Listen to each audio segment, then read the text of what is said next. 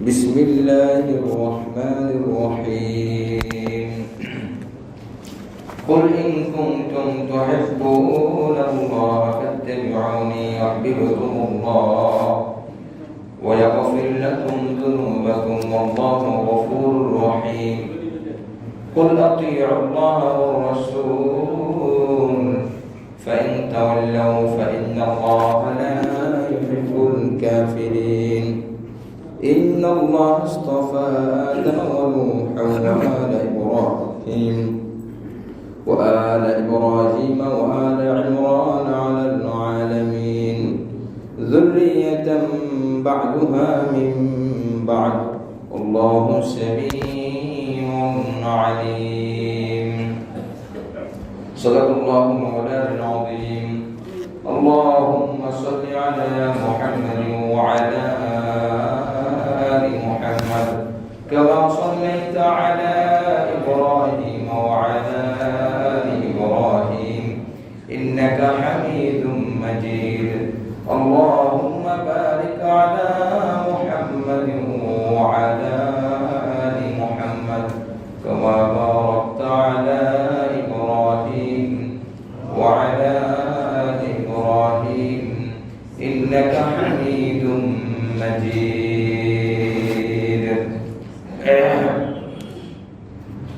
মহান রব্বুল আলামিন ঈশান নামাজ জামাতের সাথে আদায় করার পর আমাদেরকে কোরআনে কারীমের তাফসীরের মজলিসে বসার তৌফিক দান করেছেন। শুকরিয়া আদায় করি আলহামদুলিল্লাহ। সূরা আলে ইমরানের 31 নম্বর আয়াত থেকে তেলাওয়াত করা হয়েছে।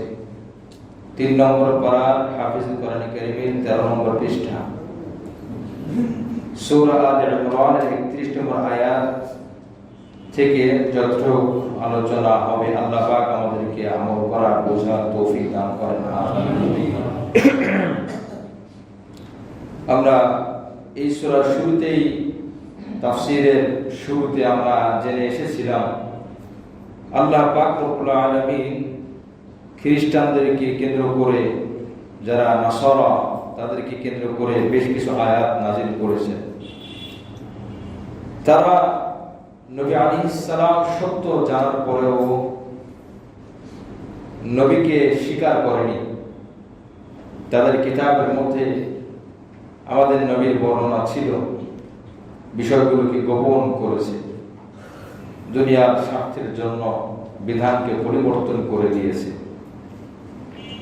তো আল্লাহ পাক রব্বুল আলামিন বলেন, দুনিয়াতে মানুষ যে যা তৈরি করে তার সাথে একটা সম্পর্ক থাকে। যা লেখে, লেখার সাথে একটা মানুষের লেখকের সম্পর্ক থাকে। কবি যে কবিতা লেখেন, তো কবিতার সাথে কবির একটা সম্পর্ক থাকে। এক কথায় মানুষ যা করে বা যা নিজে রূপান্তর করে, তৈরি করে, সেই জিনিসের সাথে তার একটা গভীর সম্পর্ক হয়ে থাকে। তো আল্লাহ পাক রব্বুল আলামিন মানুষকে সৃষ্টি করেছেন, মানুষের সাথে আল্লাহর সাথে একটা সম্পর্ক আগ থেকেই রয়েছে। দুনিয়াতে আল্লাহ পাক কাউকে পাঠানোর আগেই আল্লাহ পাক তাকে ভালোবেসে তার প্রয়োজন পুরো আগে থেকেই করে রাখেন। সুবহানাল্লাহ। সে মুমিন হোক, কাফের হোক, যাই হোক, আল্লাহ পাক তো জানেন কে কাফের হবে, কে আল্লাহকে গালি দিবে, কে আল্লাহকে মানবে, আল্লাহ পাক আগে থেকেই জানেন। কিন্তু আল্লাহ পাক জানা অনুযায়ী আমল বিচার করেন না, আল্লাহ পাক মায়া অনুযায়ী দয়া করেন। মায়ের গর্ভে যখন 8 মাস 9 মাস থাকে, সেখানে তার লালন পালনের যাবতীয় ব্যবস্থাপনা একজন মুমিনের যেমন আল্লাহ পাক করেন, একজন কাফেরও তেমন করেন, কোনো পার্থক্য নাই। আল্লাহ পাক কাফেরদেরকে একটু কষ্টে রাখেন মায়ের পেটে, মুমিনকে খুব ভালোভাবে রাখেন, বিষয়টা এরকম না। সবাইকে আল্লাহ পাক একরকমই আরামে রাখেন, এক হালাতে রাখেন।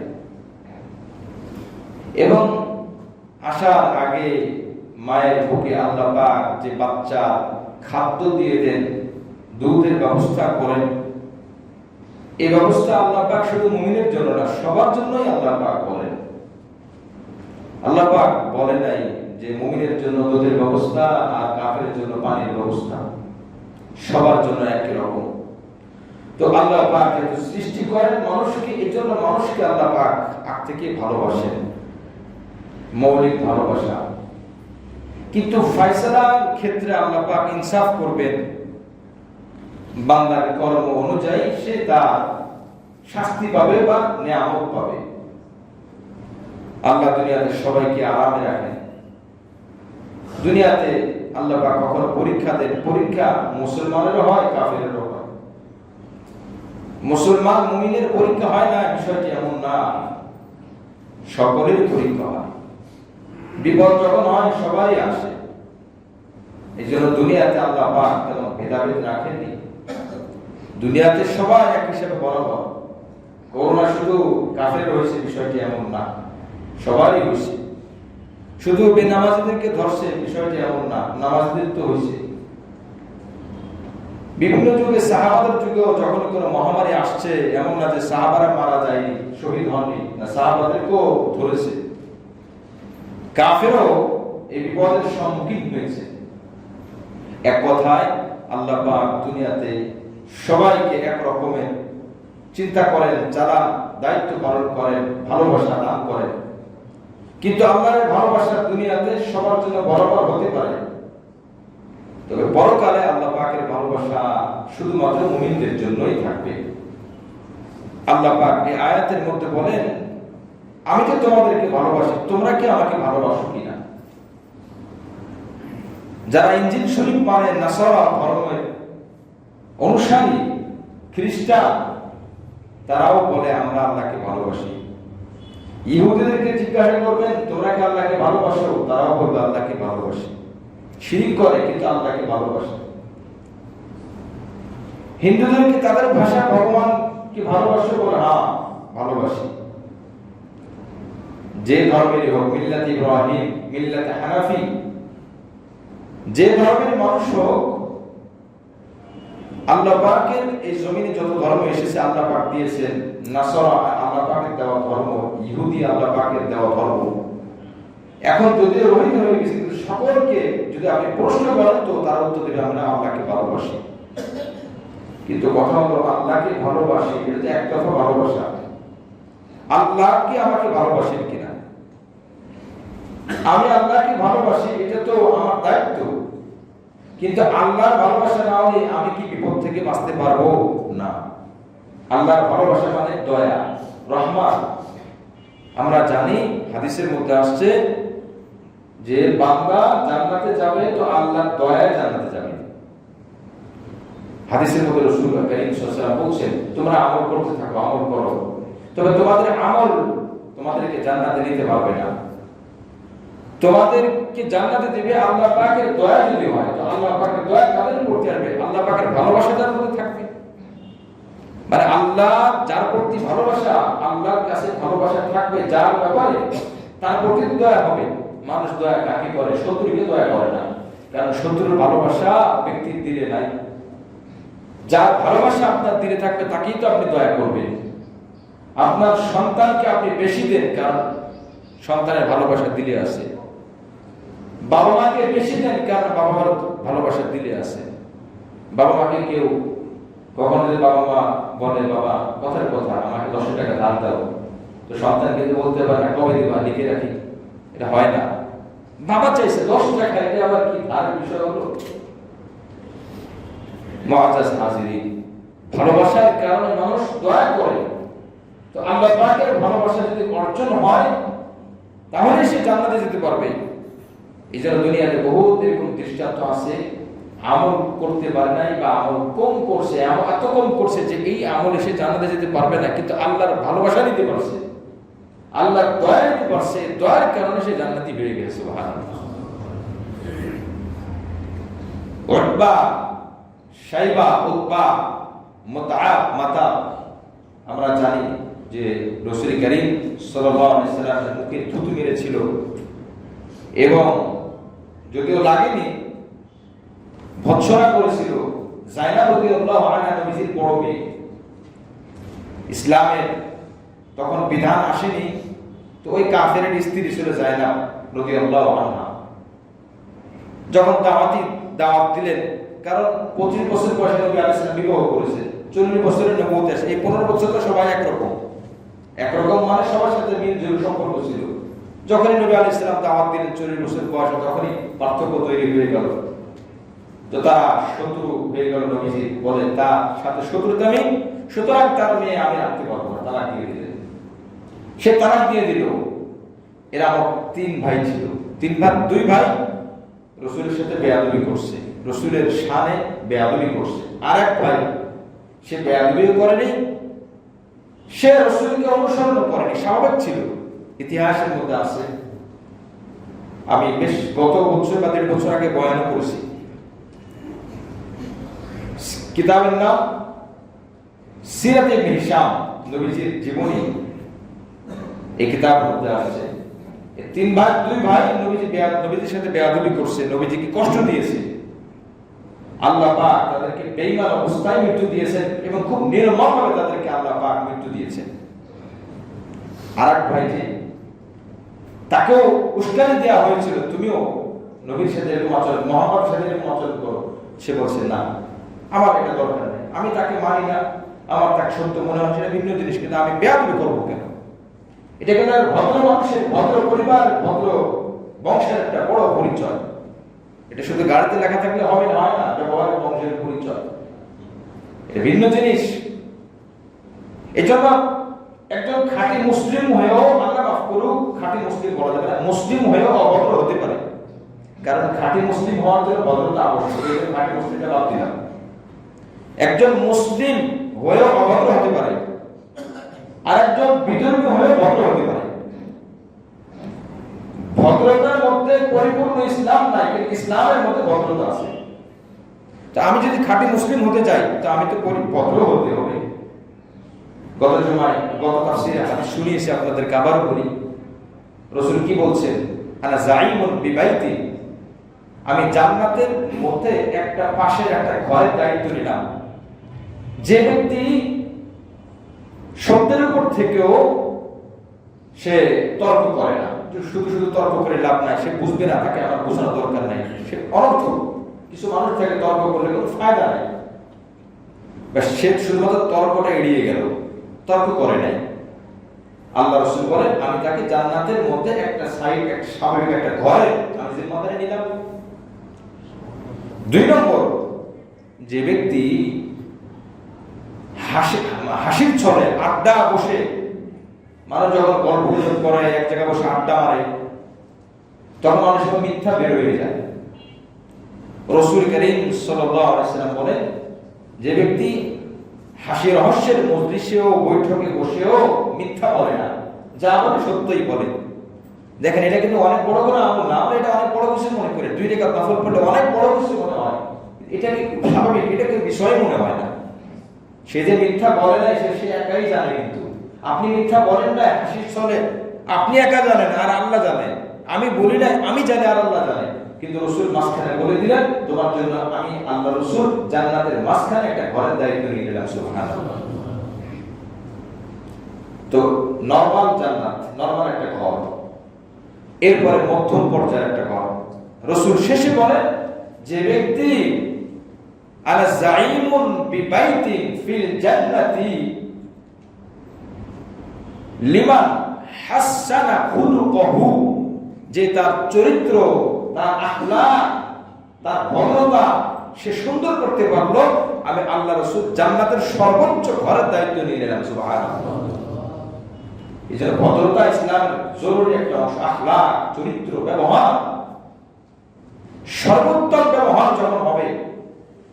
এবং হাদিসে এটাও আসছে, যদি প্রশ্ন করা হয় যে সব থেকে মিজান মানে কি, যার উপরে আমল মাপা হবে, কোন আদালপালা, কোন আমল সব থেকে বেশি ভারী হবে, সব থেকে বেশি ভারী হবে। রাসূল করিম সাল্লাল্লাহু আলাইহি ওয়াসাল্লাম হাদিসের মধ্যে বলেন, মিজানের দাঁড়িপাল্লায় মানুষের সুন্দর ব্যবহার, যার ব্যবহার যত সুন্দর হবে, তার দাঁড়িপাল্লায় এই ব্যবহারটা বড় ভারী আমল হয়ে দাঁড়াবে। সুবহানাল্লাহ। নামাজের কথা বলছেন, রোজার কথা, হজের কথা, তাসবিহ তাহলিলের কথা না, কারণ এগুলো আল্লাহর হক। আল্লাহ পাক বলেন, আমি তুমি যদি নাও করো, মাফ করার আমার অধিকার আছে, কিন্তু তোমার থেকে ভালো ব্যবহার পাওয়া এটা বান্দার হক, এটা বান্দার হক। এই জন্য আমাদের দেশের একজন বড় আলেম একদিন বলেছিলেন যে কিছু গুনাহ, কবিরা গুনাহ মাফ চাইলে আল্লাহ পাক, মাফ না চাইলেও আল্লাহ পাক মাফ করতে পারেন, আল্লাহর অধিকার আছে, ক্ষমতা আছে। কবিরা গুনাহ থেকে শিরকি গুনাহ বড় গুনাহ। শিরকি গুনাহ কিন্তু আল্লাহ নিজ ইচ্ছা মাফ করবেন না, এটার জন্য কি করতে হবে? আমাদের মাফ চাইতে হবে। লা ইয়াগফিরু আন ইউশরাকা বিহি ওয়া ইয়াগফিরু মা দুনা যালিকা লিমান ইয়াশা। আমার জীবদ্দশায় মাফ চেয়ে কবরে যেতে হবে। যদি মাফ চেয়ে কবরে না যায়, মাফ না চেয়ে কবরে যায়, তাহলে কিন্তু মাফ করবেন না। বোঝা গেল এটাও মাফের সুযোগ আছে মাফ চাইলে। মাফ চাইলে আল্লাহ মাফ করবেন, এই ওয়াদা আছে। 3 নম্বর একটা গুনাহ আছে, আল্লাহ পাক বলেন তুমি যদি আমার কাছে মাফ চাও তাও আমি তোমাকে মাফ করব না। তাহলে বোঝা গেল এটা শিরক থেকে বড় না? কি বলেন? এই অর্থে শিরক থেকে বড় না। শিরক তো আল্লাহর কাছে, আমি আল্লাহ শিরক করছি, আমি ভুল করছি, আমি আপনার কাছে মাফ চাই, আল্লাহ পাক বলেন মাফ করে দিলাম।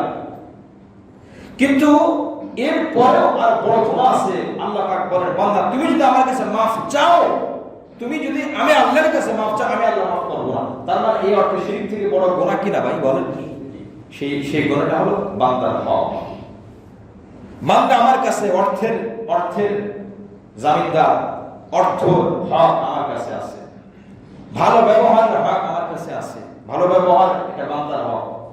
আল্লাহ তো আমাদের সাথে চলাফেরা করে না যে আল্লাহর সাথে ভালো ব্যবহার করতে হবে, রাসূলও নাই, সাহাবায়ে কেরামও নাই।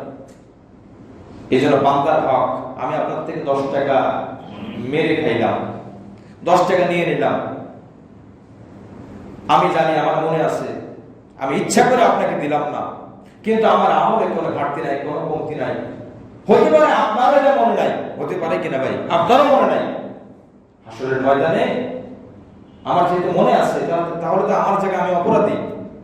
আমি কিন্তু আমার সগীরা গুনাহ নাই, কবিরা গুনাহ নাই, শিরকও নাই। আল্লাহ পাক বলবে একটু দাঁড়াও, যেই বান্দার 10 টাকা হক তাকে ডাকা হবে, তুমি তার কাছে কি কোনো কিছু পাও? বলে না, আল্লাহ আমি তো পাই না, কারণ তার তো মনে নাই। সে আল্লাহ পাক বলবেন আমি আল্লাহ ভালো একটু যে ভালো করে এটাও দেখাই, একটু ভালো যে খারাপ করে এটাও আমি দেখাই। তোমার মনে নাই, আমি আল্লাহ মনে করিয়ে দিচ্ছি, তুমি তার কাছে 10 টাকা পাও। এখন বলো তুমি কি করবা? আমি ফয়সালা করব না। আমার হক আমি মাফ করব না, নামাজ রোজা হজ যাকাত এটা আমার হক, আমি মাফ করব না করব এটা আমি বান্দার কাছে জিজ্ঞাসা করব না। কিন্তু বান্দা তুমি তো 10 টাকা পাও, এটা আমি আমার উপর আমি দায়িত্ব নিব না, আমি তোমার উপর দায়িত্ব দিয়ে দিলাম। তাহলে আল্লাহর কাছে যতই মাফ চাই, আপনার কাছ থেকে 10 টাকা নিয়ে আমি, আল্লাহ মাফ করবেন? কোথাও আছে? বাহাদুরের সাথে বলতে হবে, কোথাও নাই এরকম, কোন কোরআনে নাই, কোন আয়াতে নাই আল্লাহ মাফ করে দিবেন। মুআজ্জাজ হাজরিন, অর্থের হক, ব্যবহারের হক, সম্মানের আমানত। বিদায় হজের মাসের নবীজি কি বলছেন? একজন মুসলমান আরেকজন মুসলমানের কাছে তার সম্মান এটাও আমানত। আপনার সম্মান আমার কাছে, আমার সম্মান আপনার কাছে। আপনি আমার সম্মান নষ্ট করবেন, আমার ব্যাপারে আপনি বদনাম কে বেড়াবেন, আল্লাহ পাক আপনাকে ধরবেন। কি বলেন? ধরবেন না? বান্দার হক তুমি নষ্ট করছো। সম্মান একটা আমানত। মুআজ্জাজ হাজরিন, সম্মান আমানত, সম্পদ অর্থ এটাও আমানত, ভালো ব্যবহার এটা আমানত, পড়াশোনা হক এটা আমানত। পড়াশোনা যদি কষ্ট দেয়, হক নষ্ট করলো, এই হক আল্লাহ পাক মাফ করবেন না, পড়াশোনা যদি মাফ না করে। এই জন্য আল্লাহ রাসূল সাল্লাল্লাহু আল্লাহ পাক রব্বুল আলামিন বলেছেন যে বান্দা তোমরা হকগুলো আদায় করে আসো। যে কথা বলতেছিলাম, আল্লাহ পাক রব্বুল আলামিন মানুষকে সৃষ্টি করেছেন, মানুষকে ভালোবাসেন, মানুষ আল্লাহকে ভালোবাসে। সেই নাসারা খ্রিস্টান যারা আছে তারা তো বলে আমরা আল্লাহকে ভালোবাসি, কিন্তু আল্লাহ ভালোবাসি কিনা, আল্লাহর মধ্যে দয়া আছে কিনা এটা তো দেখতে হবে। কারণ লাযত পাওয়ার জন্য আমি সারাদিন চিল্লাইলাম, সারাদিন বললাম আমি আল্লাহকে ভালোবাসি, আল্লাহকে ভালোবাসি। ওই হাসরের ময়দানে ওঠার পরে আল্লাহ পাক বলে আমি তোমাকে ভালোবাসি না, তো কি ফয়সালা কি? জান্নাত না জাহান্নাম? জাহান্নাম। আমি দুনিয়াতে তেমন কিছু করতে পারি নাই, কিন্তু আল্লাহ পাক বলেন আমি তোমাকে ভালোবাসছি। এই আল্লাহ পাকের ভালোবাসার কারণে দয়া হবে বান্দার উপরে, আর ওই দয়ার কারণে বান্দা জাহান্নাম থেকে মুক্তি পেয়ে জান্নাতে চলে যাবে। সুবহানাল্লাহ। মুআজ্জাজ হাজিরিন, এই আয়াতের মধ্যে আল্লাহ পাক বলেন কুল ইন কুনতুম তুহিব্বুনাল্লাহ ফাত্তাবিউনি ইউহিব্বুকুমুল্লাহ। যারা খ্রিস্টান, আমরা ওই কথাটা মনে রাখবো, তারা কিন্তু নাসারা ধর্ম মেনে আল্লাহকে ভালোবাসতে চায়। তা আল্লাহ কি বলেন যে তুমি নাসারা ধর্মের থেকে কি আল্লাহকে ভালোবাসতে চাও, তাহলে তোমার ভালোবাসা হবে একতরফা। আমি আল্লাহর ভালোবাসা তোমার উপরে নাই, আমার ভালোবাসা কোথায় আছে? এরকম এই একটি আয়াতে আল্লাহ পাক কোরআনে, পুরো কোরআনে একটি আয়াতে একবার নাযিল করছেন, ইন কুনতুম তুহিব্বুনাল্লাহ ফাত্তাবিউনি। তোমরা যদি বলতে চাও যে আমরা আল্লাহকে ভালোবাসি, তার মানে আল্লাহ আমাদেরকে ভালোবাসবেন, তাহলে আমি আল্লাহ পাক বলে দিলাম ফাত্তাবিউনি। নবী আলাইহিস সালাম বলেন যে আল্লাহ পাক বলেছেন আমি নবী, আমাকে অনুসরণ করো। সে তুমি যে ধর্মের হও, তুমি ইসলামের বাইরে খ্রিস্টান ধর্মে আসো কিন্তু আমার অনুসরণ নাই, তাহলে তোমার এই ধর্ম মানার কোনো লাভ নাই। এই জন্য আমাকে অনুসরণ করতে হবে। আচ্ছা, রসুলকে যে অনুসরণ করে, রসুলের পুরো জীবন যে অনুসরণ করে, সে কি আর বিধর্মী ভিন্ন ধর্মে থাকতে পারে? মুসলমান হয়েই গেল। এখন আমরা একটু আগে বললাম আল্লাহ আপনাকে ভালোবাসি, আল্লাহ বললেন আমার নবীকে অনুসরণ করো। দেখেন সিরিয়ালটা, আল্লাহ আপনাকে আমরা ভালোবাসি, আল্লাহ বলেন আমার নবীকে অনুসরণ করো। করলে কি হবে? ইউহিব্বুকুমুল্লাহ। আল্লাহ পাক ঘোষণা দিবেন বান্দা প্রথমে ছিল তোমার ভালোবাসা, 2 নম্বরে আমার রাসূলকে অনুসরণ, 3 নম্বরে আমি ঘোষণা দিলাম, ফলাফল দিলাম, আমি আল্লাহ তোমাদেরকে অটো ভালোবাসবো। সুবহানাল্লাহ।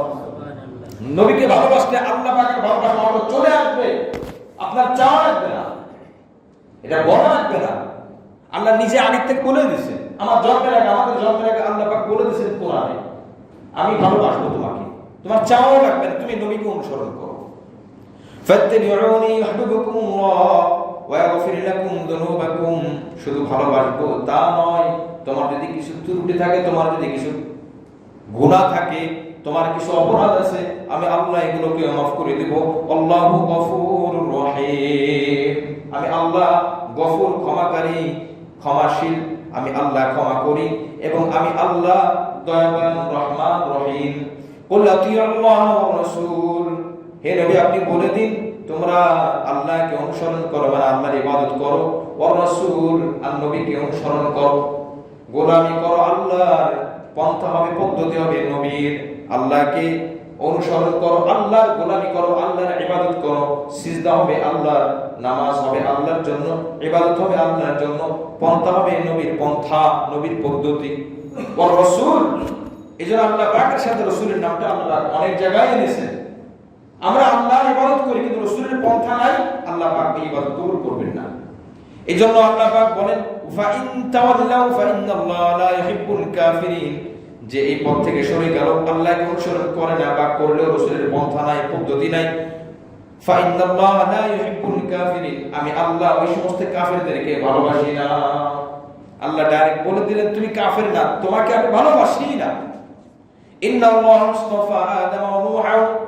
আল্লাহ পাক বলেন আমি আদম আলাইহিস সালামকে নির্বাচন করেছি, নবুয়ত তাকে দান করেছি, ওয়া নূহা, এবং নূহকে নবুয়ত দান করেছি, ওয়া আলা ইব্রাহিম, ইব্রাহিমের পরিবারকে। ইব্রাহিমের পরিবারকে মানে ইব্রাহিম আলাইহিস সালামের 2 সন্তান ইসমাঈল এবং ইসহাক। 2 সন্তান থেকে ইসমাঈল আলাইহিস সালামের বংশে একজন মাত্র নবী আমাদের নবী মুহাম্মদ রাসূলুল্লাহ সাল্লাল্লাহু আলাইহি ওয়াসাল্লাম। আর ইসহাক আলাইহিস সালামের বংশে অনেক নবী রাসূল ছিলেন। এরপর আল্লাহ পাক বলেন যে আমি আদমকে, নূহকে, ইব্রাহিমের পরিবারকে, ইব্রাহিমের পরিবার দ্বারা আমাদের নবী উদ্দেশ্য, ওয়া আলা ইমরান, ইমরানের পরিবারের মধ্য থেকে আমি আল্লাহ নির্বাচন করেছি, আলাল আলামিন, বিশ্ব জগতের মানুষের উপরে, বিশ্ব জগতের জন্য আমি আল্লাহ নির্বাচন করেছি, যুররিয়াতাম বা'দুহা মিন বা'দ, তারা একজন আরেকজনের বংশধর, একজন আরেকজনের অনুগামী। এই কথাটা দ্বারা আল্লাহ পাক একটা আকীদাকে খণ্ডন করছেন। সে আকীদাটা হলো খ্রিস্টানরা বলে যে ইন্নাল্লাহ সালিসু সালাসা ওয়া ক্বালাত নাসারা আল মাসীহ ইবনুল্লাহ। নাসারা বলে যে ঈসা আলাইহিস সালাম আল্লাহর সন্তান, নাউযুবিল্লাহ। আর আল্লাহ পাক কি বলেন তারা পরস্পর সকল বংশধর। সুতরাং মানুষের বংশধরের মধ্যে আল্লাহর বংশ ঢুকবে, তো সূরা ইখলাসের অর্থ কোথায় যাবে? লাম ইয়ালিদ তিনি কাউকে জন্ম দেন না, ওয়ালাম ইউলাদ, আল্লাহকে কেউ জন্ম দেয়নি। তো যখন আল্লাহ পাক বলেন লাম ইয়ালিদ, আল্লাহ পাক কাউকে জন্ম দেননি, এই আয়াত দ্বারাই তো ঈসা আলাইহিস সালাম যে আল্লাহর সন্তান না এটা প্রমাণ হয়ে যায়। লাম ইয়ালিদ, তিনি জন্ম দেননি। যে ঈসা আলাইহিস সালাম তারা যে বলে যে ঈসা আলাইহিস সালাম আল্লাহর সন্তান, অথচ এই কথাটা না আছে ইনজিলে, না আছে জাবুরে, না আছে দাউদে, কোথাও নাই। এগুলো তারা পরিবর্তন করে বিকৃতি সাধন করেছে, মানুষের সামনে ভুল ব্যাখ্যা করার চেষ্টা করেছে। এটা সম্ভব হয়েছে কেন? আল্লাহ পাক বলেন যে সমস্ত কিতাবের দায়িত্ব আমি দুনিয়ার মানুষের কাছে ছেড়ে দিয়েছি, এজন্য তারা পরিবর্তন করতে পেরেছে। আর কোরআনের ব্যাপারে আল্লাহ পাক বলেন এই কোরআনের দায়িত্ব আমি আল্লাহর উপর রেখেছি, যার দরুন 1400 বছর পার হয়ে গেছে, এখনো একটা নোক্তার মধ্যে পরিবর্তন করতে পারে না। সুবহানাল্লাহ। তার মানে কি বসে আছে আপনারা মনে করেন আমরা জানি? আমরা কি মনে করি যে এর পিছনে কেউ লাগে না? এর পেছনে সবথেকে বেশি মানুষ লাগছে, সবথেকে বেশি চেষ্টা এখনো চলবা, কিন্তু পারে না। ওই যে আল্লাহ পাক বলেন আমি তাকে নিজের হাতে নিয়ে নিয়েছি। কিভাবে পারবে সে? কিভাবে সে পারবে? একটা নোক্তার মধ্যে হযরত ওমর ফারুক রাদিয়াল্লাহু তাআলা আনহু, ওনার কাছে প্রস্তাব আসছে ইন্তাকাইয়াবাসী, এটা হলো তুরস্কের পশ্চিম অঞ্চলে। তারা ওখানে মুসা আলাইহিস সালাম গিয়েছিলেন, তাদের কাছে খাবার চেয়েছেন। আমরা ঘটনা জানি মুসা আলাইহিস সালাম খিজর আলাইহিস সালাম দুজন সফর করছে, ওইখানে যাওয়ার পরে খাবার চেয়েছে যে আমাদের খাবারের ব্যবস্থা করে, আমাদের কাছে খাদ্য নাই, হোটেল নাই, থাকার জন্য জায়গা নাই। তারা খাবার দিতে অস্বীকার করছে। তখন মুসা আলাইহিস সালাম এবং খিজর আলাইহিস সালাম কষ্ট পেলেন যে খাবারের ব্যবস্থা নাই, খাবারের ব্যবস্থা আমাদেরকে করলো না, এটা কেমন হলো? তো ওই এলাকায় তিনি তো একটু উপকার করলেন, একটা দেয়াল ভেঙে যাচ্ছিল, মেরামত করলেন, ঠিক করে দিলেন দেয়াল। লম্বা ঘটনা। তো ওই এলাকাবাসীর ব্যাপারে আল্লাহ পাক কোরআনে বলে দিয়েছেন যে ওই এলাকাবাসীরা মুসা এবং খিজিরকে খাবার খাওয়াইতে অস্বীকৃতি জানিয়েছে, অর্থাৎ তারা কৃপণতার পরিচয় দিয়েছে। তারা ওই এলাকাবাসীরা কৃপণ। অনেক সময় একজন ব্যক্তির কারণে, এক গ্রামের একজন ব্যক্তির কারণে এক জেলার বদনাম হয়, এটা হলো মূল বিষয়। তো আল্লাহ পাক রব্বুল আলামিন বলেন ওয়া আমাল গুলামু ফান্তালাকা হাত্তা ইলা আতা আহলা করাতিন ইসতাতামা আলা ফাআবাউ আইয়ুদাইফুহুমা সূরা কাহাফ আয়াত নম্বর ৭৭। এর অর্থ হলো ওই গ্রামবাসীরা খাবারের ব্যবস্থা করতে অস্বীকৃতি জানিয়েছে, অস্বীকার করেছে, মানে খাবার দেয়নি গ্রামবাসীরা, ব্যক্তির নাম না কিন্তু, অথচ অস্বীকার তো সবাই করেনি, হয়তো কয়েকজন মানুষ করছে। তো ওমর রাদিয়াল্লাহু আনহুর যুগে ওই এলাকাবাসীরা আসছে, তখন তো তারা পরিপূর্ণ মুসলিম, এসে বলতেছে আমরা ইসলামের জন্য, আমরা ইসলামের পথিক, আমরা ইসলামের সৈনিক, ইসলামের জন্য জান প্রাণ সবকিছু দিই এবং ইসলামের জন্য আরো অনেক খেদমত করবো, যা লাগে খাবার দাবার টাকা পয়সা আমাদের এলাকা থেকে সব কিছু আমরা সর্বোচ্চ আমরা দেওয়ার চেষ্টা করবো। একটা ছোট্ট একটা আবেদন, সব কিছু আমরা ইসলামের জন্য আমাদের টাকা পয়সা যা লাগে সব দেবো, ছোট একটা আবেদন। ওমর দেওয়ার কি আবেদন? ওনার খেলাফত রাশিদের মধ্যে, ওনার যুগের মধ্যে, ওনার যখন শাসনামল ছিল তখন এই প্রস্তাব আসছে। কি বিষয় বলে কোরআন আসছে ফাআবাউ আইয়ুদাইফু, এটা অক্ষরটা কি? ফা। বলে ফা ফা ফায় কয় নোক্তা থাকে? এক নোক্তা না? ফার উপরে এক নোক্তা না, নোক্তা নাই, এক নোক্তা। ফাআবাউ আইয়ুদাইফুহুমা, এর অর্থ হলো তারা দুইজনকে, এলাকাবাসীরা মুসা এবং খিজিরকে খাবার দিতে অস্বীকার জানিয়েছে, মেহমান বানাতে অস্বীকার জানিয়েছে, মেহমান গ্রহণ করতে অস্বীকার জানিয়েছে। সব থেকে বড় তারা বলতেছে যে আমরা সব দেব, একটা আবেদন, এই ফায়ের উপরে এক নোক্তা, আর এক নোক্তা দিলে কি হয়? গোল মাথার উপরে কফ টাকা কফ, ভিতর থেকে গোল, যদি কাপ হয় তাহলে তো দুই অক্ষরের কোনো ব্যবধান থাকে না। ফায়ের কাছে গোল মাথা, দুটো কিন্তু একই রকম দেখতে, মাথা ঠিক আছে, শুধু নোক্তা একটা দিলে ফা, নোক্তা আরেকটা দিলে কফ। তো তখন কি হবে? ফাআবাউ আইয়ুদাইফুনা আইয়ুদাইফু, কি হবে বলেন? দুই নোক্তা দিলে কু হয় না ফু হয়? উ উ হয়। আরেকটা নোক্তা দিলে কি হবে? তারা মেহমান গ্রহণ করতে অস্বীকৃতি জানায়নি। কথাটা কি উল্টা না? আল্লাহ পাক কি বলছেন? যদিও বুঝতে একটু কষ্ট হচ্ছে, তাও একটু বুঝি আমরা। কোরআনের সব জায়গা তো সহজ না, একটু কঠিন জায়গা হলে কে বুঝবে? আমরা যদি না বুঝি এই আলোচনাগুলো এভাবেই থেকে যাবে। তাফসীর তো এটাই, এটার জন্য তাফসীর। এই ঘটনা যদি না জানি আমরা বুঝবো কিভাবে আল্লাহ কিভাবে সংরক্ষণ করছে। এই জন্য আমি কথাটা বলতে একটু কষ্ট হচ্ছে, আমার একটু কষ্ট করে বোঝার চেষ্টা করি, আমার বোঝাতে কষ্ট হয় আর আমাদের বুঝতেও কষ্ট হয়। ফাআবাউ আইয়ুদাইফু, ফাদিলা তো মেহমান বানাতে অস্বীকার জানিয়েছে। আর ফাআবাউ আইয়ুদাইফু এর অর্থ হলো তারা সংকীর্ণতা করতে অস্বীকার করেনি, সংকীর্ণতার ক্ষেত্রে অস্বীকার করেনি, মানে তারা সংকীর্ণ মনোভাব দেখায়নি। এর অর্থ কি হয়? তার মানে কি? সংকীর্ণতার পরিচয় দেয়নি। এর অর্থ হলো যে তারা মেহমান গ্রহণ করেছে, কোন শব্দ পরিবর্তন করেনি, কোন অক্ষরে আপনার মাথা মাথা পেট নিচে এগুলো পরিবর্তন, একটা নুক্তা লাগাও। ওমর রাদিয়াল্লাহু আনহু এই কথা শুনছে, তার শরীরের পশম দাঁড়িয়ে গেছে, রক্ত সব রক্তকে এখন জ্বালা পড়া শুরু হয়ে গেছে। কোরআনের একটা নুক্তা পুরো পৃথিবীকে যদি স্বর্ণ বানিয়ে আমি ওমরের সামনে আনা হয়, আর একটা নুক্তা যদি বলা হয় একদিনের জন্য এই নুক্তাটা কোরআনের মধ্যে লাগিয়ে দাও, পুরো একটা পৃথিবীর স্বর্ণ বানিয়ে আমার কাছে দিলে আমি একদিনের জন্য একটা নুক্তা বরদাস্ত করব না। সুবহানাল্লাহ। এরকম তেজস্বী ইমানদার যখন থাকে, তারা বলছে আজীবনের জন্য একটা নুক্তা পরিবর্তন করো। সবাই তো এই নুক্তা পরিবর্তনের উপরে পড়তো, ফাঁয়ের জায়গা কম পড়তো, দুই নুক্তা ওরা কম, এক নুক্তা ওরা ফা। ওমরদের আল্লাহ অস্বীকার জানিয়েছে। আল্লাহ পাক রব্বুল আলামিন এই ব্যবস্থা করছেন কে? আল্লাহ পাক। এইজন্য আমি বলতেছিলাম এই কোরআনের হেফাজত দায়িত্ব কার কাছে নিয়েছেন? আল্লাহ নিজের কাছে, যার জন্য ইনজিল শরীফ পরিবর্তন।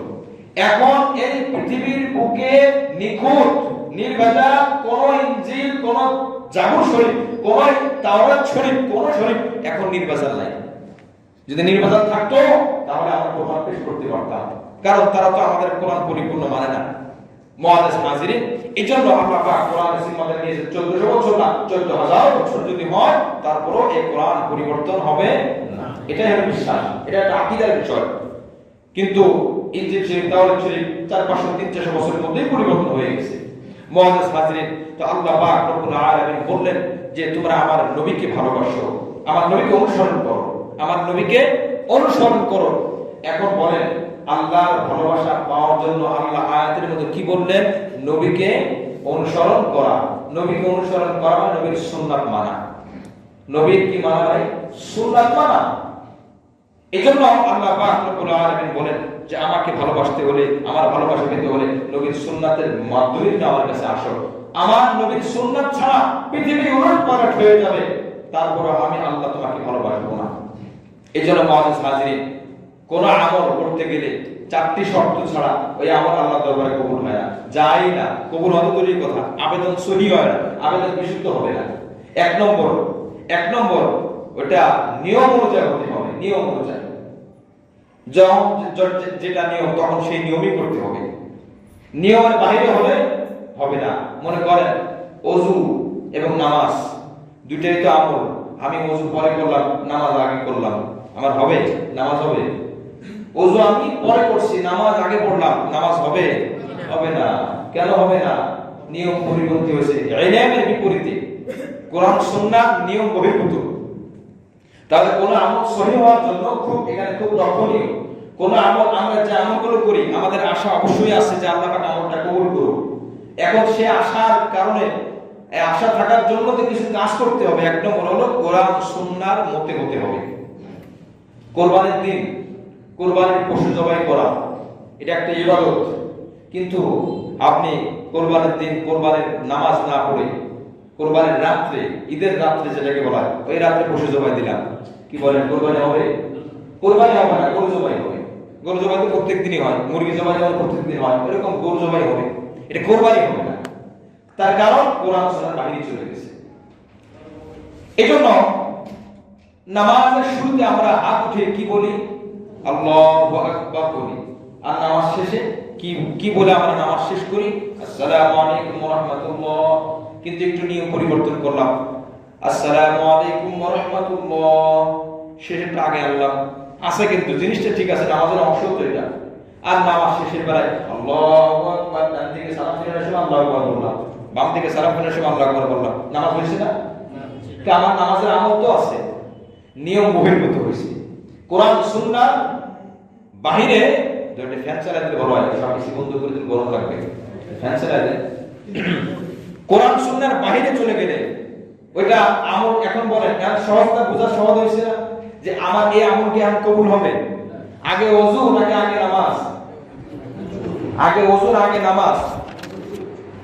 আগে ওযু না? আচ্ছা এটা কি শুধু এই নামাজের ক্ষেত্রে না সব ক্ষেত্রে? সব ক্ষেত্রে। সাহারির সময় সাহারি খেলাম না, ঘুম থেকে উঠে থেকে সকাল 7টা বাজে, এখন আমি 7টার সময় সাহারি খেলাম, ওযু হবে? কোরআন সুন্নাহর বাইরে চলে গেছে। মহাদেশ হাজির। তাহলে এক নম্বর শর্ত এটা কিন্তু মনে রাখতে হবে আমাদের, কোরআন সুন্নাহর বাইরে যাওয়া যাবে না। যেই বলুক পাগড়ি যদি 100 পাগড়িওয়ালা হুজুর এসে বলে ওটা মানা যাবে না। 2 নম্বর শর্ত, রাসূলের সুন্নাত অনুযায়ী হতে হবে, রাসূলের আদর্শ অনুযায়ী আমল হওয়া লাগবে। রাসূলের সুন্নাত মানে হলো সিলমোহর, সিলমোহর না থাকলে ওই আমল আল্লাহর দরবারে কবুল হবে না। 100 টাকার নোট, নতুন নোট, 1000 টাকার নোট, সব কিছু ভালো করে সিলটা নাই, ওই টাকার কোনো মান নাই। 100 টাকার নোট ছেঁড়া পোড়া পুরাতন, কিন্তু সিল আছে, সাইন দেওয়া আছে। সেটা যদিও হয় সাইন ঠিক থাকার কারণে ওই টাকাটা কিন্তু সচল অচল না। কোন আমলের মধ্যে নবীর সুন্নাত হলো সিল। এই জন্য হাদিসের মধ্যে আসছে আমরা যখন দোয়া করি, দোয়ার শুরুতে দুরূদ শরীফ লাগে, দোয়ার শেষেও দুরূদ শরীফ লাগে। যদি দুরূদ শরীফ না হয় ওই দোয়াগুলো বাতাসের মধ্যে ঘুরতে থাকে। যখন দোয়ার শুরুতে আলহামদুলিল্লাহ রাব্বিল আলামিন ওয়াসসালাতু ওয়াসসালামু আলা সাইয়্যিদিল আমবিয়া ওয়াল মুরসালিন, এটা দুরূদ শরীফ অথবা যে দুরূদ শরীফ আপনি আলহামদুলিল্লাহ রাব্বিল আলামিন আল্লাহুম্মা সাল্লি আলা মুহাম্মদ আল্লাহুম্মা সাল্লি আলা সাইয়্যিদিনা ওয়া নাবিয়িনা ওয়া শাফিঈনা ওয়া হাবিবিনা মাওলানা মুহাম্মদ, দুরূদ শরীফ। এরপর আপনি দোয়া করেন, যা চাওয়ার কাছে চাবেন। সর্বশেষ আবার দুরূদ শরীফ, যে কোন দুরূদ শরীফ আপনার পড়তে হবে। পড়ার পরে বিরহমাতিকা ইয়া আরহামুর রাহিমিন বলি বা যা বলি, আল্লাহ রাসূল বলেন এই দুই পাশে যখন দুরূদ শরীফের সিল লেগে গেল আল্লাহ পাক ওই দোয়াটা কবুল করবেন। সুবহানাল্লাহ।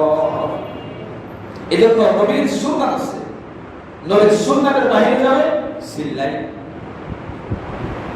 আরো উদাহরণ, কুরবানির দিন পশু জবাই করা, পশু জবাই করা এটি বিধান, কিন্তু পশু জবাইয়ের মধ্যে কিছু সুন্নাতি পন্থা আছে, সুন্নাত আছে। জবাই শেষ হওয়ার আগে মাঝে মধ্যে কষাইয়ের হাতে একটা ধারালো কি থাকে, ওটাকে গোদা মারে, ছুরি থাকে। এখন তার রূপটা ভালোভাবে চাই না, অথবা স্টেজ হয়নি, ঠান্ডা হয়নি, পশু কষাই আর একটা গরু ধরার জন্য ওটাকে গোদা মেরে তাড়াতাড়ি তাকে কষ্ট দেয়, এগুলো জবাই হচ্ছে। আবার যুক্তিও দেয়, জবাই থেকে বড় কষ্ট আর আছে। আরে বোকা, আপনি তো বোঝেননি, আর আমি যে জবাই দিয়েছি এটা আমার মন করা জবাই দিয়েছি, রাসূলের সুন্নাত আছে এখানে। কি বলেন? রাসূলের সুন্নাত আছে, সুন্নাতের কথা। যে সুন্নাতের জবাই দিতে বলছে ওই সুন্নাতের মধ্যে আছে বোকা মারা যাবে না। আমি তো সুন্নাত ফলো করতেছি, তাই এখন সে গোদা মারে কষ্ট দেয়। যখন গোদা মারে তখন এটা মাকরুহ হয়ে যায়, সুন্নাত আর থাকে না। পশুর গোশত হালাল হবে, কিন্তু ওটার পরিপূর্ণ সওয়াব সে পাবে না। এটা পশুর মালিকের দায়িত্ব গোদা মারা হয়। 2 মিনিট 4 মিনিট সময় দাও, এমনিতে সে তার জানটা দিয়ে দিচ্ছে এই জবাই পন্থাতে। এই জন্যই এরপর আমি গোদা মেরে এটাকে কি করলাম। এইভাবে সুন্নাত, প্রত্যেকটা আমলের মধ্যে সুন্নাত যখন হবে এটার দাম আমার কাছে 100 তে 100 পৌঁছে যাবে। সুবহানাল্লাহ। আমাদের কাছে সুন্নাত, সাহাবাদের কাছে সুন্নাত কেমন? साहबे किराम सुन्नत समझकर सुन्नत पर अमल करते और हम सुन्नत समझकर सुन्नत को छोड़ते। সাহাবে কিরাম জানতেন এটা কি নবীজি করছে, এবার হ্যাঁ করছে। সুন্নাত না ওয়াজিব না ফরজ, কোন সাহাবী কি এই কথা বলছে? বলে এই যে পরিচয় করে এটা পরে আসছে, এটা ফরজ না এটা সুন্নাত না এটা ওয়াজিব, এটা পরে আসছে। নবীজি করছে এবার হ্যাঁ করছে, বাস পড়া শুরু করেছে। এইজন্য অনেক সময় বিষয়গুলো দুঃখ লাগে, কষ্ট লাগে। যে কোনো একদিন এক ভাইকে এখানে না অন্য এক জায়গায় বলছিলাম, ভাই আপনাকে প্রায় দেখালেন টুপি ছাড়া নামাজ পড়েন, এটা তো একটা সুন্নাত আমল। কবে সুন্নাত বলতেছেন? ভাই সুন্নাত ছাড়া কি নামাজ হয় না? আচ্ছা বলেন সুন্নাত ছাড়া নামাজ হয় কি না? না, নামাজ একদম হবে না তা না, নামাজ হবে না, সহি তো হবে। ফরজ হবে ঠিক আছে, নামাজ সহি হবে না? নামাজ তো সহি হবে, নামাজ সহি হবে, সুন্দর হবে না। সুন্দর হবে না। টাইলস না রং করলে তো হয়, কিন্তু টাইলস গুলো সুন্দর হয়। থাই গ্লাস না দিয়ে গ্রামে কাঠের দরজা দেয় না, লোহা বলে স্টিলের দরজা দিচ্ছে, হয়তো সুন্দর হয় সুন্নাতটা। তখন আমি একটা প্রশ্ন বললাম, আচ্ছা ভাই একটা কথা, মাথায় টুপি দেন না কেন? যে এটা সুন্নাত, না দিলে কোনো সমস্যা? আচ্ছা একটা আছে টুপি আমার কাছে নাই, এটা ভিন্ন জিনিস, বা আমি করা হয় না, আমি কি ভক্তি করি শ্রদ্ধা, কথাটা খুব বোঝার বিষয়। কিন্তু আমি কি মনে করেন, না দিলে কি নামাজ হয় না? দেবো কেন, কি দরকার আছে? তাহলে আমরা এই সোমনাথকে, আবার আপনি সোমনাথকে স্বীকার করেন, বা সোমনাথ স্বীকার করি, তাহলে উনি সোমনাথ স্বীকার করে কি করলো? উনি সোমনাথ ছেড়ে দিয়েছে না আমল করতেছে? ছেড়ে দিয়ে। এবার আসেন এখান থেকে আবার একটা আমরা যাবো এখানে। হযরত আব্দুল্লাহ বিন ওমর রাদিয়াল্লাহু আনহু, ওমর রাদিয়াল্লাহু আনহু ছেলে আব্দুল্লাহ, উনি একদিন হজের সফর করতেছে, যে কোনো সফরে যাচ্ছিলেন। সফরে যাওয়ার সময় রাস্তার পাশে চলতে চলতে হঠাৎ করে এক রাস্তার পাশ দিয়ে উনি কিছুক্ষণ বসলেন, রাস্তার কিনারে কিছুক্ষণ বসলেন, মাত্র বাথরুমে যেভাবে মানুষ পেশাব পায়খানা যে বসে, ঠিক ব্যাস ওরকম রাস্তার পাশে কিছু সময় বসলেন। বসে এবার আবার হাঁটা শুরু করলেন। আবার একটা জায়গায় গিয়ে উনি মাথাটা একটু রুকুন দেওয়ার মতো নিচে করে এবার সামনে আগালেন। দলের মধ্যে যারা আছে তারা জিজ্ঞাসা করলো, আপনি এক জায়গায় কিছুক্ষণ বসলেন, মনে মনে পেশাব করবেন, কিন্তু আপনি পেশাব পায়খানা করবেন না, বসলেন কেন? আর এক জায়গায় দেখলাম মাথা নিচু করে আপনি চললেন। তখন উনি বলেন, আমি এই পথ দিয়ে নবীজির সাথে নবীর জীবন দশায় সফর করতেছিলাম। নবীজি যখন যাচ্ছিলেন, নবীজির পেশাবের প্রয়োজন হয়, নবীজি এই জায়গায় পেশাব করেছিলেন, নবীজির জরুরতে, নবীজির প্রয়োজনে আমার মনে আসলো নবীজি এখানে বসেছিলেন। নবীজি যদিও পেশাবের জন্য বসেন, আমার পেশাব ধরেনি, কিন্তু নবী বসেন এই জায়গায়। নবীর সুন্নাত যদিও এটা আবশ্যক জরুরি কোনো সুন্নাত না, বসার কোনো দরকার নাই, তারপর নবীর কাজের সাথে আমার কাজটা একটু যেন মিলে যায়, এই ভালোবাসার কারণে আমি এই জায়গায় একটু বসলাম। সুবহানাল্লাহ। পেশাব ধরছে না। আর এক জায়গায় আপনি মাথা নিচে করে কেন গেলেন? সে বলে, এখানে একটা কাজ ছিল, সফর করার সময় আমার ভালো করে মনে আছে, নবীজিকে আমরা খুব ভালো করে ফলো করতাম। নবীজি কিভাবে হাত নড়ায়, কিভাবে কথা বলেন, কিভাবে আমল করেন, কিভাবে চলাফেরা করেন। এখানে যাওয়ার সময় নবীজি একটু মাথাটা নিচে করে গিয়েছেন। যদিও আমার কাজ নাই, আমি চিন্তা করলাম আমল না করলে কোনো অসুবিধা নাই, কিন্তু আমি যদি নবীর ভালোবাসায় মাথাটা নিচে করে যাই, আমার এই কাজটা নবীর সাথে মিলে যাবে, এটা নাজাতের ওসিলা হতে পারে, নবী আমাকে ভালোবাসবেন। সুবহানাল্লাহ। তো এই সাহাবায়ে কেরাম নবীর ছোট ছোট কাজগুলোকে ভালোবাসার বয়কট হিসেবে খুঁজে খুঁজে করতে, আর আমরা আজ সুন্নাতকে খুঁজে খুঁজে করি কি এটা ছেড়ে দেওয়ার জন্য। কি বড় কথা, ঠিক কিনা? তো ওই যুবকের কথাটা আর সাহাবীর এই কথাটা বলেন, সব থেকে বেশি ভালোবাসে আব্দুল্লাহ ইবনে ওমর না আমরা? তারা বেশি ভালোবাসে। তো তারা ছোট ছোট বিষয়কে করে ভালোবাসে না, আশিক হয়েছে, আর আমরা সুন্নাতকে ছেড়ে দিয়ে নবীর অনুসারী হতে চাই। আমি একটা প্রশ্ন করলাম তাকে, আচ্ছা নামাজের মধ্যে তো টিম্মাদের সুন্নাত, ঠিক না? হ্যাঁ ঠিক। পুরুষের জন্য নাভি থেকে নিয়ে হাঁটুর নিচ পর্যন্ত নামাজের মধ্যে এই পরিমাণ কাপড় পরা ফরজ। এই পরিমাণ কাপড় পরা কি বলেন?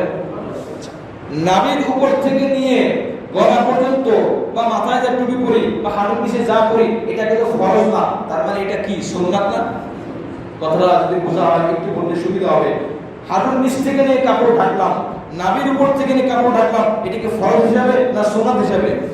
আমি তাকে বললাম, যেহেতু সুন্নাত না মানলে কোনো অসুবিধা নাই, তো সুন্নাত যেহেতু তেমন গুরুত্বপূর্ণ না, যে কারণে আপনি টুপিটা ছেড়ে দিলেন, তো মাঝে মধ্যে আপনি পায়জামা না, পায়জামা তো বড় হয়, আপনি একটা পায়জামা বানাবেন, নতুন করে হাঁটুর নিচে যায় আর নাভি কোনো থাকে, মাঝে মধ্যে জামাতে হাসিল হবে, একদম প্রথম কাতারে চলে আসবেন, প্রথম কাতারে এসে নাভি এবং হাঁটু ঢাকা আছে, নামাজ দাঁড়াবেন। আপনি এটা করেন তো? বাংলাদেশে কেন কোথাও কি এরকম কোনো মুসল্লি পাওয়া যাবে বলেন? এটা কি সম্ভব নাকি?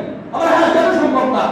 তুমি যদি সুন্নাত হওয়ার কারণে এটা না করলে কোনো অসুবিধা না হয়, তাহলে নাভির উপর থেকে নিয়ে গলা পর্যন্ত এই হাত পুরো ঢাকা, হাতের নিচ থেকে কাপড় ঢাকা, এটা তো সুন্নাত। কেন এটা অপচয় করবো? আমি অপচয় রোধ করবো, আমি অপচয় করবো না। তুমি না থাকলে যদি আমার সুন্দর হয়, না আমার সুন্নাত ছেড়ে দিলে যদি আমার সুন্দর হয়, নাভির উপর পড়তো কাপড় পরাতে ফরজ না, ওয়াজিব না, সুন্নাত সর্বোচ্চ।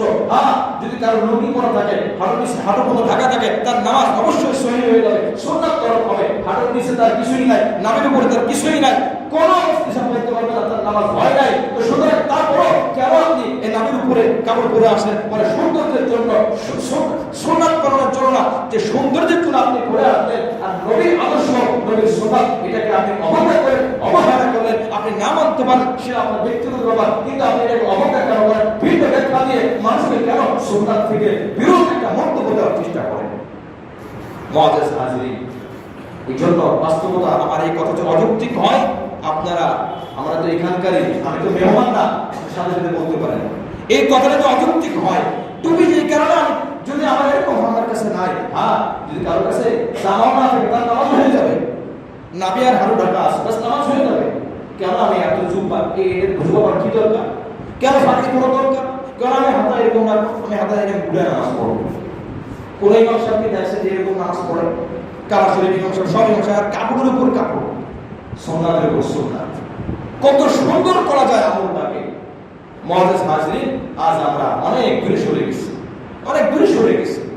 এই জন্য রাসূলের 1 নম্বর বলেছিলাম কোরআন সুন্নাত বিধান মতে হতে হবে আমলটা। 2 নম্বর কিসের মতে বলে? সুন্নাত মানে কিসের মতে? সুন্নাত বলে সুন্নাত সিন্নাত, প্রত্যেকটা আমলের মধ্যে সুন্নাত আছে নাকি নাই বলেন? আচ্ছা, আমরা দুনিয়াতে যা যা করি, আমার নবী কি এমন, আমার নবী তো ফেরেশতা, আমার নবী কি তাই করছেন কিনা? তাহলে আমার নবীকে মানুষের মধ্যে কেন পাঠালেন? মানব রূপে মানুষের মধ্য থেকে কেন সৃষ্টি করলেন? যাতে করে মানুষ নবীকে দেখে সব কিছু শিখতে পারে, নবীকে অনুসরণ করতে পারে। এই জন্য তো মানুষ ঠিক তার ফেরেশতা থেকে পাঠালেন। ভালো হইতো, ফেরেশতা খায় না, আমার নবী খায় না। আল্লাহ আপনি বলছেন নবীকে অনুসরণ করতে, আমি তো ভাত খাবো, কোন হাত দিয়ে ভাত খাবো? ফেরেশতা ভাতই খায় না, পা দিয়ে খাবো না বাম হাত দিয়ে খাবো নাকি সামনে দিয়ে খাবো? ফেরেশতার বাথরুমে যায়, আল্লাহ বাথরুমে যাবো কিভাবে? শুয়ে শুয়ে যাবো, না বসে বসে যাবো, না ডান পা দিয়ে যাবো, না বাম পা দিয়ে যাবো, নাকি বাথরুমে যাবো না জায়গা বিছানার উপর সারবো? আপনার নবী তো ফেরেশতা, ওরা বাথরুম করে না, ওরা তো বিবাহ শাদী করে না, বিবাহ শাদী কেমন করবো? আল্লাহ পাক সুন্নাত জিন্দা করার জন্যই নবীকে পাঠিয়েছেন। আজ আমরা একটু খুঁজে দেখি, যদি দৈনন্দিন আমাদের জীবনে 200 সুন্নাত হয়, সর্বোচ্চ হয়তো বা 10টা থেকে 20টা সুন্নাত আমরা আমল করি, আর বাকি 180টা সুন্নাত আমাদের মধ্যে আমল হয় না। শুধু মসজিদে ঢোকা আর বের হওয়ার সুন্নাত। আপনি ঘুম থেকে দেখেন, ঘুম থেকে একটু হিসাব করেন, ঘুমের সময় ঘুম থেকে যখন উঠে ঘুমের পরে একটা দোয়া আছে কিনা? আজও পর্যন্ত দোয়া মুখস্থ করতে পারলাম না, এই জন্য মুখস্থ করা দরকার। এখন বানাম আর কবে পারবো বলেন? অনেক সময় চিন্তা আসে, এখন থেকে অল্প বয়স, পরে বড় হলে বুড়া হলে করবো না, তখন আমার আর এক চিন্তা শুরু হয়ে যাবে। এখন থেকে করতে থাকি, এক এক শব্দ করে করি। ঘুম থেকে ওঠার পরে নবীর একটা সুন্নাত আছে, আর একটা সুন্নাত হলো ঘুম থেকে উঠে সাথে সাথে বাথরুমে না যাওয়া, কিছুক্ষণ বসা। নবী আলাইহিস সালাম বসতেন, এরপরে আল্লাহু আকবার, আল্লাহু আকবার, আল্লাহু আকবার বলতেন। বুখারী শরীফের মধ্যে একটা দোয়া আছে, 4টি দোয়া, ছোট ছোট, আমাদের সবার মুখস্থ। আলহামদুলিল্লাহ, সুবহানাল্লাহ, ওয়া লা ইলাহা ইল্লাল্লাহ, আল্লাহু আকবার, ওয়া লা হাওলা ওয়া লা কুওয়াতা ইল্লা বিল্লাহ। যেমন মুখস্থ আছে আমাদের সবার। আল্লাহু আকবার বলি, আল্লাহু আকবার না বলি, আলহামদুলিল্লাহ, ওয়া সুবহানাল্লাহ, ওয়া লা ইলাহা ইল্লাল্লাহ, আল্লাহু আকবার, লা হাওলা ওয়া লা কুওয়াতা ইল্লা বিল্লাহ। এরপরে আল্লাহুম্মা গফিরলি, এই যে এতটুকু দোয়া। লা ইলাহা ইল্লাল্লাহু ওয়াহদাহু লা শারীকা লাহু, লাহুল মুলকু ওয়া লাহুল হামদু ওয়া হুয়া আলা কুল্লি শাইইন কাদির। বুখারীর মধ্যে আছে, যদি কেউ ঘুম থেকে উঠে এই কালিমাগুলো পড়ে, এই কালিমাগুলো আমাদের সবার মুখস্থ আছে না? সিরিয়াল যদি এই কালিমাগুলো কেউ পড়ে, ওই ঘুম থেকে উঠে বসা অবস্থায় যেই দোয়া করবে আল্লাহ পাক সেই দোয়া কবুল করবেন। সুবহানাল্লাহ, বুখারীর হাদিস পড়তে পারেন। তো এই যে বসে একটু দোয়া করা, নবী আলাইহিস সালাম সূরা আলে ইমরানের শেষ 10টি আয়াত পড়তেন। আমরা তো যেহেতু মুখস্থ নাই, যাক যদি কখনো মুখস্থ করতে পারে পড়বো, তাহলে এটা তো পড়তে পারে, আর কিছু পারি না। ঘুম থেকে ওঠার পর 10, আলহামদুলিল্লাহিল্লাযী আহইয়ানা বা'দা মা আমাতনা ওয়া ইলাইহিন নুশুর, এটা তো পড়তে পারে অন্তত। এরপর আস্তে আস্তে বাথরুমে যাব, বাথরুমে ঢোকার সময় কোন পা দেওয়া? বাম পা, ডান পা? খেয়াল করে দেখবেন, সুন্নাত যেখানে আমাদের অনিচ্ছায় ভুলে সুন্নাত পরিপন্থী কাজটা সেখানে হওয়ার চেষ্টা করে। আপনার ইচ্ছা ছিল কিন্তু ওই মুহূর্তে মনে নাই, হঠাৎ করে চিন্তা করে কোন পথ দিলাম, ডান পা ঢুকে গেছে। এটা আমার অভিজ্ঞতা না, বড় করে অভিজ্ঞতা, ছোট করে সব অভিজ্ঞতা আমি নিজে দেখছি। জামা পরা ভালো, জামার মধ্যে কোন হাত আগে ঢুকে যায়, ডান হাত না বাম হাত? আপনি দেখবেন বাম হাত আগে ঢুকে গেছে। বের করার সময় আগে বাম হাত, দেখবেন হয়তো বাম হাতে ডান হাত আগে বের হয়ে গেছে। উল্টা হবেই হবে। আপনি মসজিদ থেকে চেষ্টা করছেন যে আমি মসজিদ থেকে বেরোর সময় বাম পা দিয়ে বেরোবো, কোন একটা কারণে আপনার মনোযোগ অন্যদিকে চলে গেছে, দেখবেন হঠাৎ করে ডান পা বের হয়ে গেছে। আর আপনি যদি খেয়াল না করেন, আপনার উল্টা হবেই হবে। এর কারণ কারণ হলো সুন্নাত ওইখানে কিন্তু আপনার শয়তান ওইখানে বসে আছে। এখন কথা হলো কি করা দরকার? আমি যখন দেখলাম বাথরুমে ঢুকছি, আমার ডান পা থাক সামনে থেকে আমি পা ঠিক করে দেবো না, আমার বের হয়ে আসা, বের হয়েছে শয়তানকে এখন একটা পানিশমেন্ট দেওয়া, একটা সাইজ করা। ওই একবার সাইজ হয়, হ্যাঁ, যখন মানুষ খেয়াল করে করে চলে, আপনি আপনার অভিজ্ঞতা থেকে আপনি বলবেন, আপনি একটু চেষ্টা করেন 40 দিন, বেশি না, 40 দিন একটু খেয়াল করে চলেন যে আমি এই আমলটা 40 দিন করবো, এরপরে ইনশাআল্লাহ শয়তান আপনাকে ধোঁকা দিতে পারবে না। আরেকটা দেওয়ার চেষ্টা করবে, ওই বাথরুমে আর ভুলে ডান পা যাবে না, ভুলে বাম পা, ভুলে বাম পা চলে যাবে। সুবহানাল্লাহ, চেষ্টা করতে হবে, শুরুতে একটু মেহনত করতে হবে। তো ডান পা চলে গেছে, আবার বের হয়ে আসবো, বের হয়ে এরপরে আবার বাম পা দেবো, বাম পা দিয়ে এবার ঢুকবো। সুন্নাত, এখানে সুন্নাত আছে কিনা বলেন? আছে।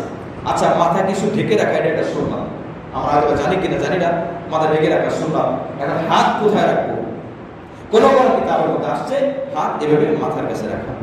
ঘটনার মধ্যে আসছে একজন ব্যক্তিকে হত্যা করতে চেয়েছে গোপনে, কিন্তু পারে না, সুযোগ পায় নাই, কিন্তু চেষ্টা করছে। এখনকার সময় বাথরুমের মধ্যে ছাদ আছে, গ্রামগঞ্জে আগে তো অনেক আদি যুগে বাথরুমের মধ্যে ছাদ ছিল না, ব্যাস আকাশে তার ছাদ বাথরুমে। তো বাথরুমে গেছে, চেষ্টা করছে উপর থেকে রশি ফেলবে, তো তো অন্য মানুষ হয়ে থাকবে, রশিতে যে লাগবে ঠাস করে টান দিবে, ব্যাস ফাঁসি লাগবে বলে।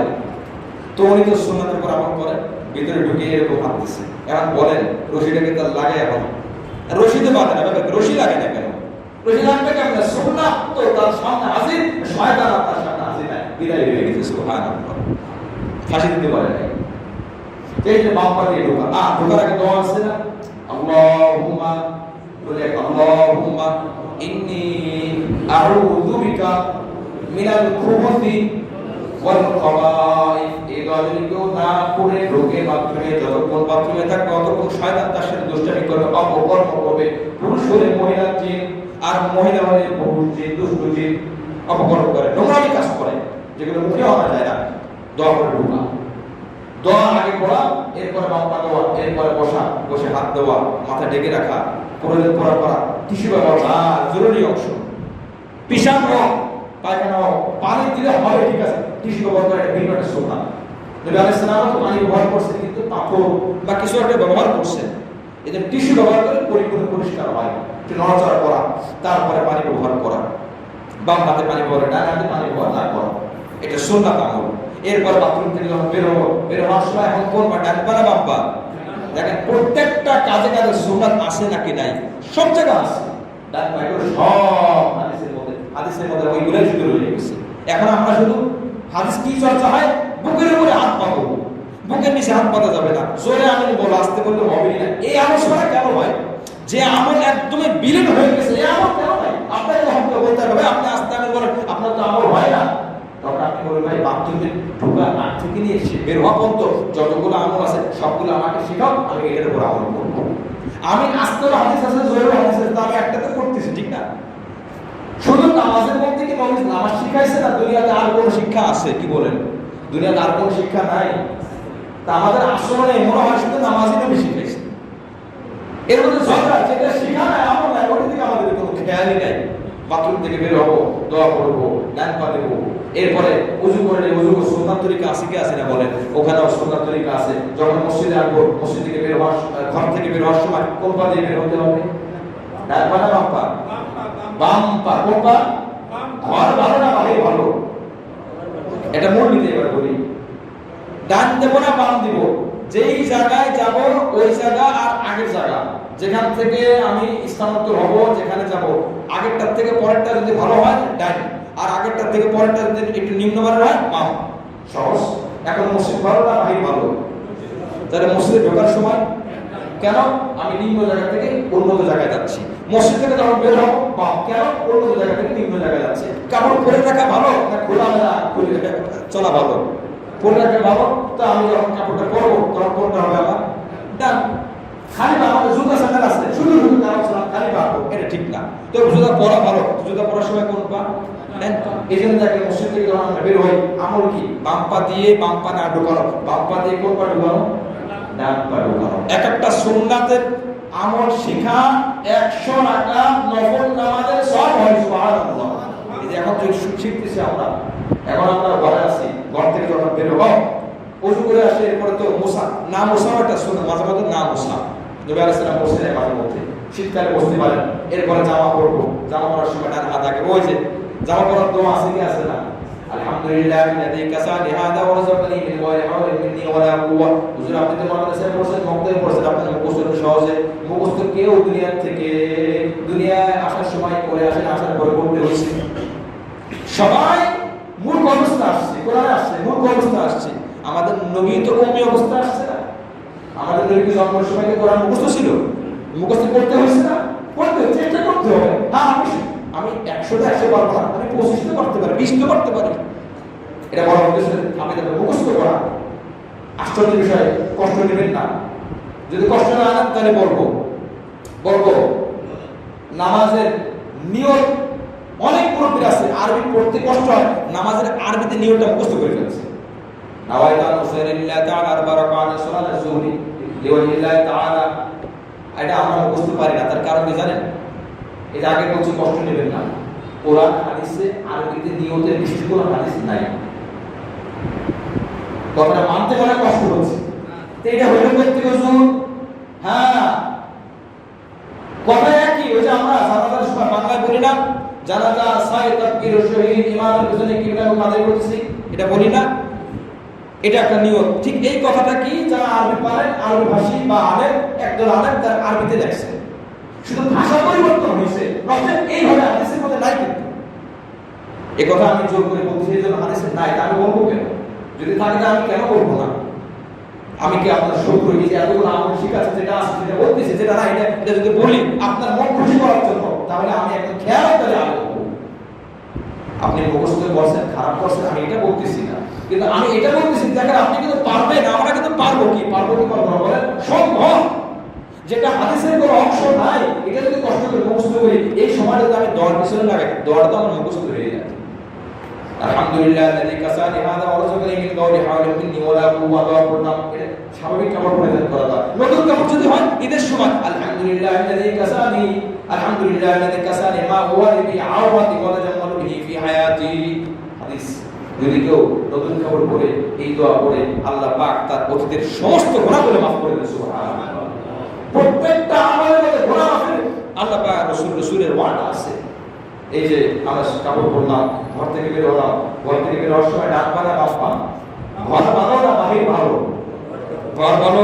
তো যেখানে যাব দুইটা তুলনা করা, নিম্নমানের জায়গা যাচ্ছে, যারা এখন কোন পা দেবো? বাম পা। স্যান্ডেল পরে চলা ভালো, যেহেতু স্যান্ডেল জুতা স্যান্ডেল আছে, তো ডান পা আগে ঢোকাবো, বাম পা দিয়ে ডান পা ঢোকাই দেবো। এরপরে দোয়া করব, বিসমিল্লাহি তাওয়াক্কালতু আলাল্লাহ লা হাওলা ওয়ালা কুওয়াতা ইল্লা বিল্লাহ। এই দোয়া থেকেও পড়ে শয়তান বলে তোমার কাছে আমি কোনো সুযোগ পাইলাম না, আমি তো চাইছিলাম পথের মধ্যে তোমাকে ধোঁকা দেবো, তোমাকে ধাক্কা মেরে হুজুরকে ফেলে দেবো। অনেক সময় দেখা যায় চলতে ধরা খুঁজে পায় না, কি কারণে পড়লাম বুঝলাম না।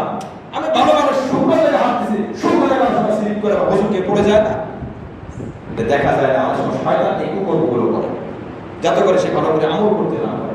তো এই দোয়া পড়লে রাসূলের হাদিস শয়তানের জায়গা পায় না। এরপরে বের হয়ে গেল, মসজিদে আসতে সময় তার দোয়া আছে, মসজিদে ঢুকবে দোয়া আছে, সুন্নাত আছে, বাজারে যাবে, দোকানে যাবো, এখন আমি তো আমল করছি, এখন দোকানে যাবো, দোকানে বাজারে ঢোকার দোয়া আছে, ওই দোয়া পড়লে 1 লক্ষ গুনাহ মাফ হয়, 1 লক্ষ নেকি লেখা হয়, জান্নাতের ঘর তৈরি হয়। সুবহানাল্লাহ। দোকানের মধ্যে বেচা কেনার নিয়ম আছে কি আছে না? বেচা কেনা করার সময় সুন্নাত পন্থা আছে। ক্রেতার সাথে কেমন আচরণ করতে হবে, মিথ্যা কথা বলা যাবে না, সত্য কথা বলতে হবে। বিক্রেতার সাথে কেমন আচরণ করতে হবে, নিয়ম অনুযায়ী কাউকে ঠকানো যাবে না।